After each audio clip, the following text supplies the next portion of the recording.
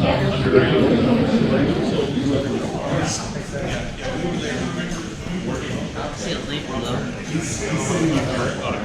having a hell of a time.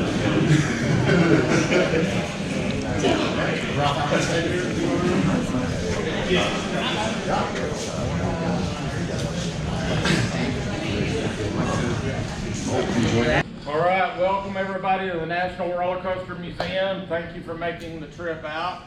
I'm Gary Slade with Amusement Today. I'm also one of the board members for the museum, along with Pete Owens from Dollywood, who's on the board with us and is the master at PR and everything marketing at Dollywood. So we'd like to welcome you here.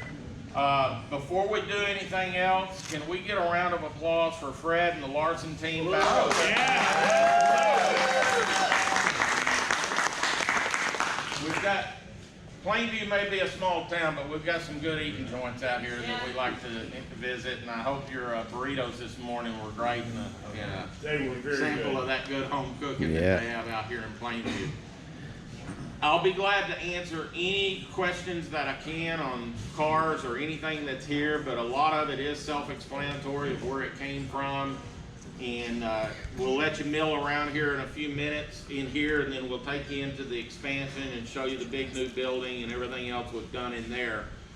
Again, if you have questions, just let me know. Same thing with the archives, let me know. The archives have really been one of my projects in there to get this stuff collected through the years. In short, I'll tell you that we've got artifacts and collections from William L. Cobb, who was a noted coaster designer. John Pierce, who worked with him for a number of years until Bill passed away, and then John started his own design company. Also from the Dallas area, we have Bill Crandall with New Wave Rides. I have his collection.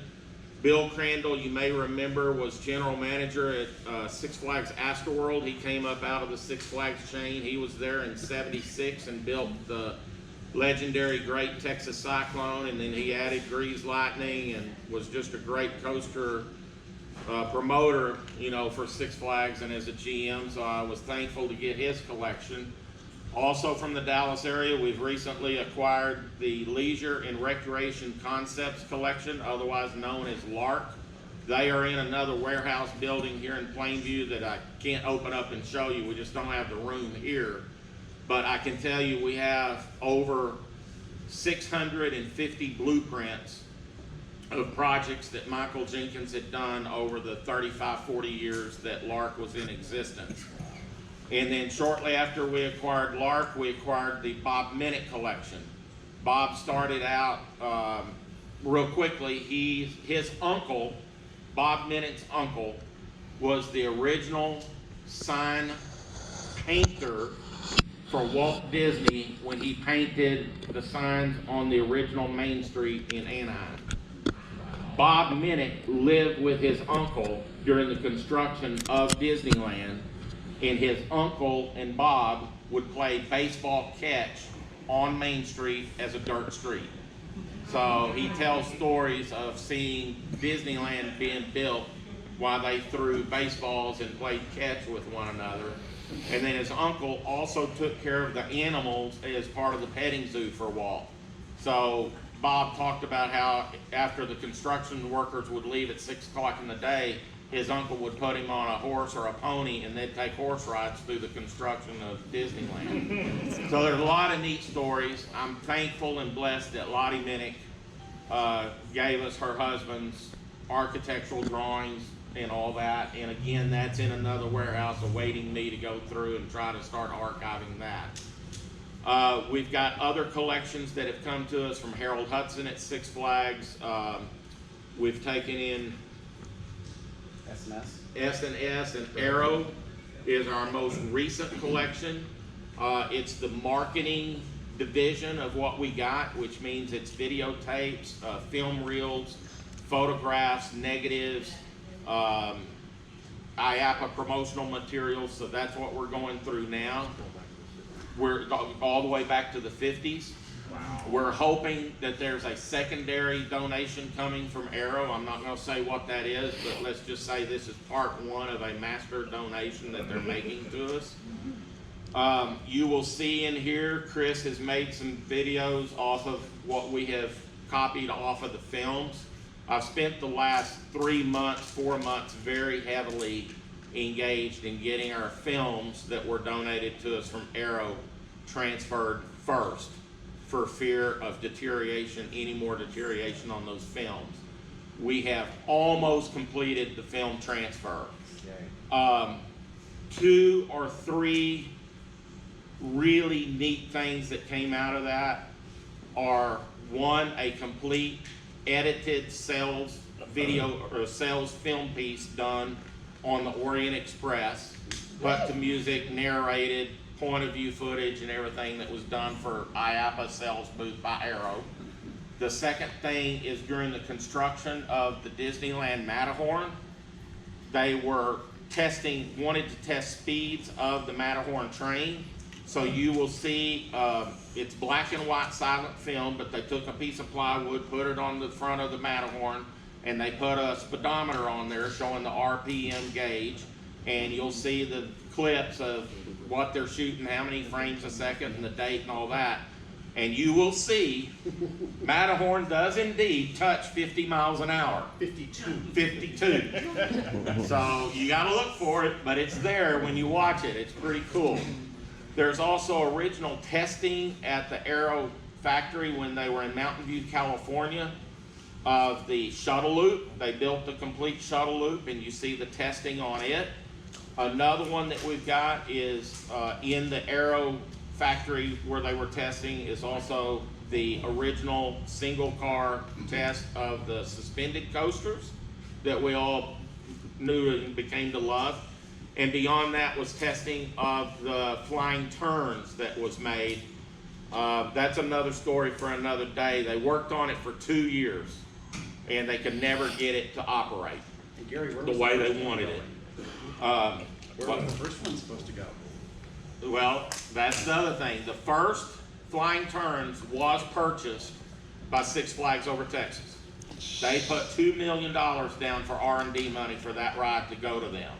They cleared out the Fiesta train to make room for that flying turns to go in. So as a result, they had taken $2 million out of their park money, put it into R&D with Arrow to make that ride happen. 2 years later, Arrow says, we can't do it unless we get more money. And Six Flags said, we can't give you any more money. So it, in theory, killed the R&D on the ride. And you know the rest of the story. The rest of the story was they still needed a ride for 1980. So their leftover budget, they turned to Bill Cobb and they said, we have X amount of dollars. What can you build for me for this amount of money? And can it still open on opening weekend for March?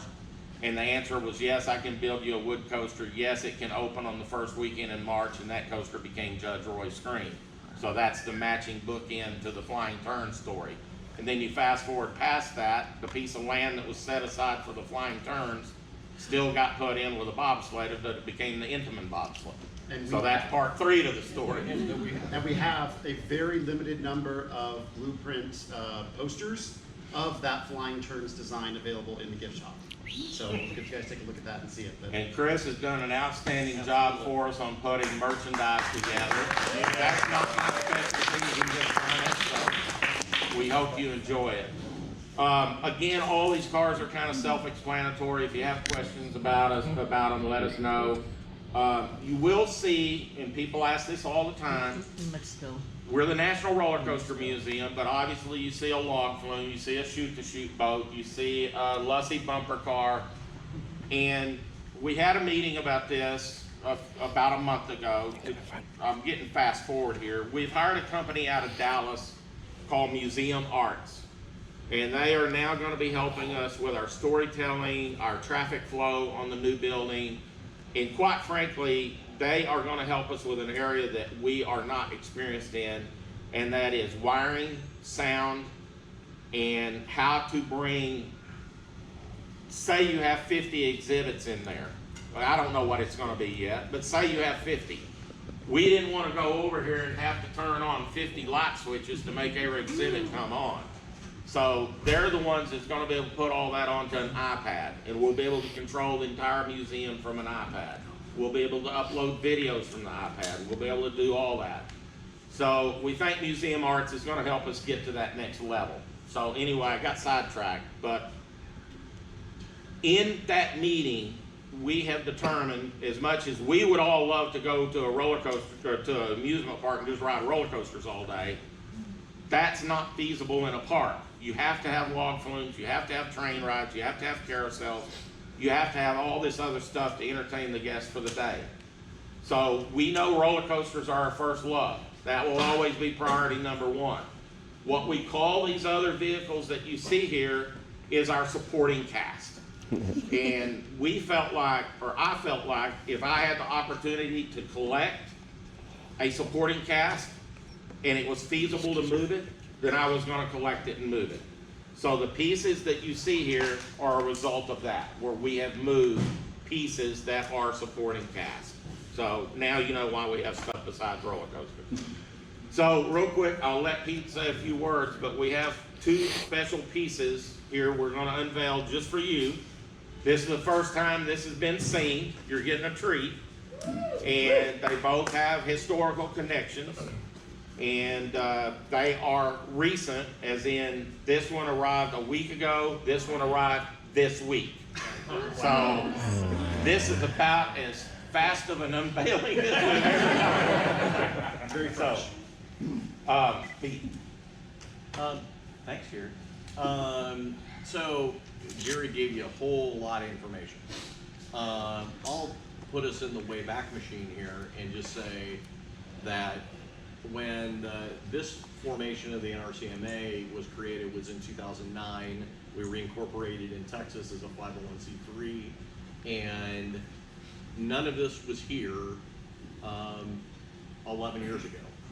I mean, we basically had a dream and a lot of stuff that was stored in various buildings around Plainview, and this has all come together really since about 2011, which I think that was when the building that you had breakfast in was built.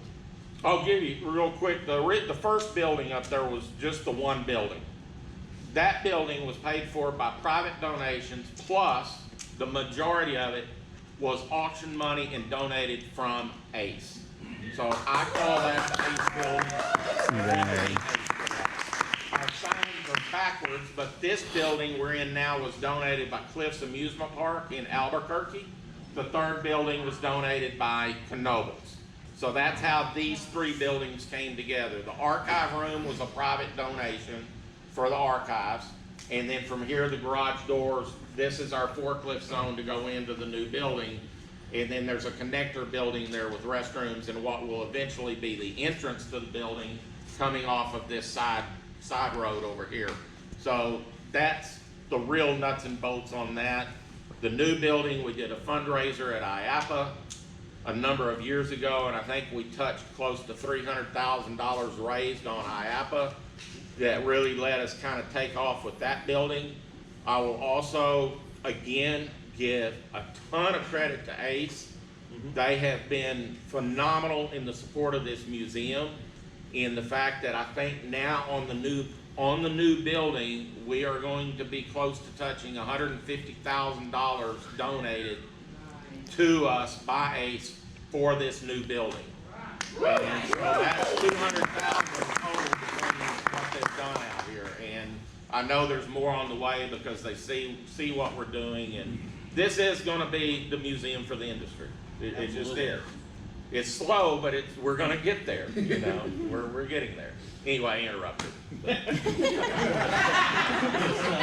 Well, I will just say that, you know, we're all volunteers, right? I mean, I have a day job. Gary has a day job, although you wouldn't know it. There's much time spent up here. Yeah, my day job's kind of moved up here of late, but that's you know, okay. And there are a lot of other folks that are on the board that are in various parts of the industry that are donating their time or their talent. Tom Sheehan is a board member who is a pretty amazing attorney. He represents a lot of parks and a lot of suppliers.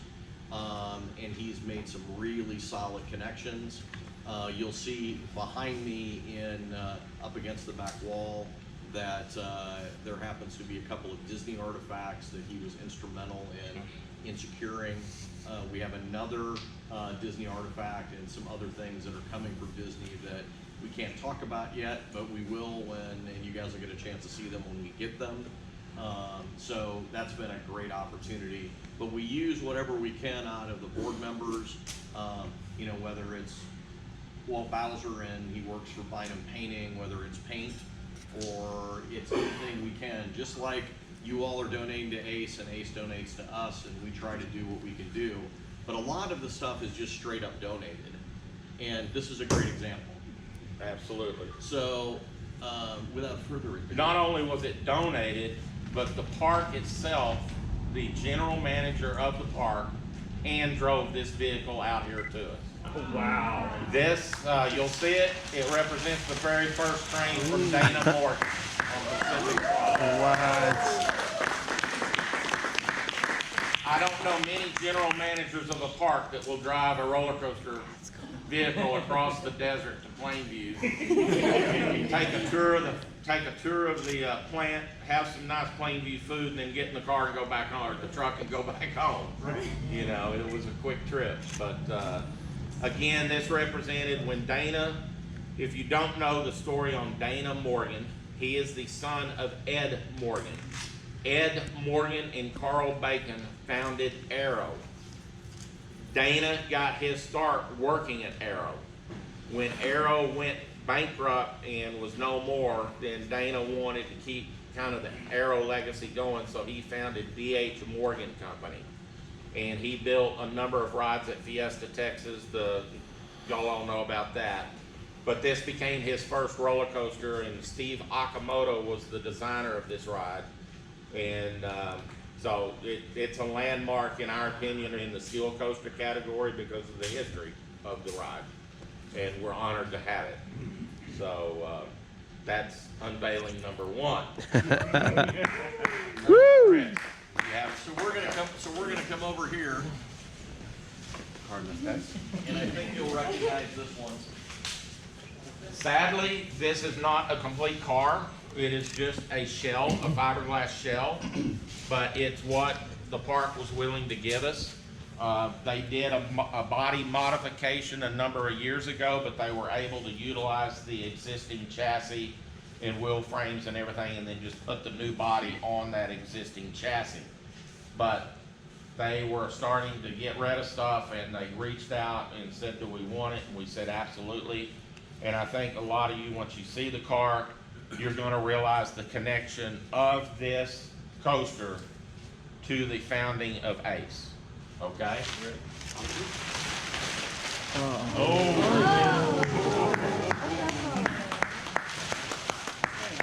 The Loch Ness Monster now resides here in Plainview. Oh my God. We're happy to have it. And if you all want to take a photo inside of it, there is a convenient X on the ground there. That will get you With the logo.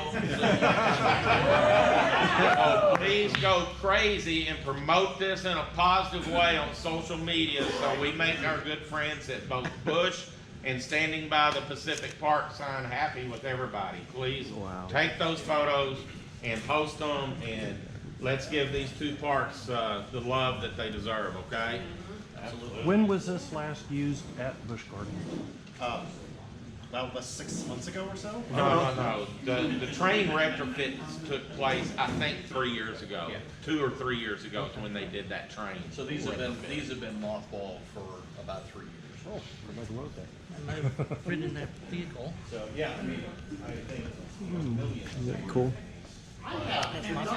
Close to the trails. Never been to So this has roots to the founding of ACE. This is where it all started, was that first Coaster Con, the first time to have what we now know as ERT. All that came out of this ride. That's where it all began. absolutely. Okay? So you can wander around in here in these two rooms and the archive room that is behind you. We've selected there are some blueprints There's some other treasures that are in there that are part of the collection. Since I'm here, the pin model from Aero for the Tennessee Tornado, which is a Schilke design for Aero. It's actually the first, I think it's the only Aero that was actually finally designed on AutoCAD. But you can see what it was going to look like before Jack and Pete Hershen ran out of money, so you can see what those, how many inversions were actually going to be on that ride. But it's pretty cool, and it's a different way of how they designed at that time. So we'll give you a few minutes to look around in here, and then we'll show you the new building. People have asked about the big model here in the middle. No, it is not representation of any model or any coaster that was ever built. It was built by a model builder out in Las Vegas. It took him 7 years to build that model. It's just a model he made up on his own.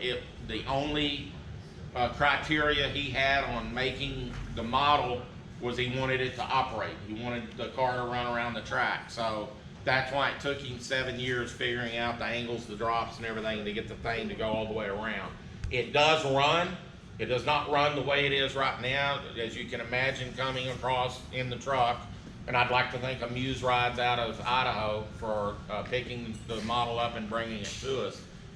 It shook some things, and so it's got to be cleaned up and tightened up a little bit.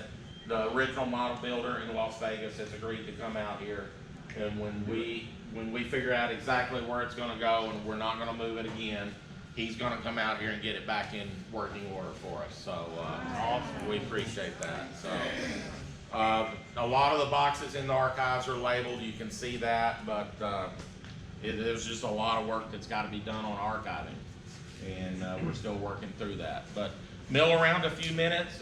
You'll see some things in both buildings, and we hope you enjoy it.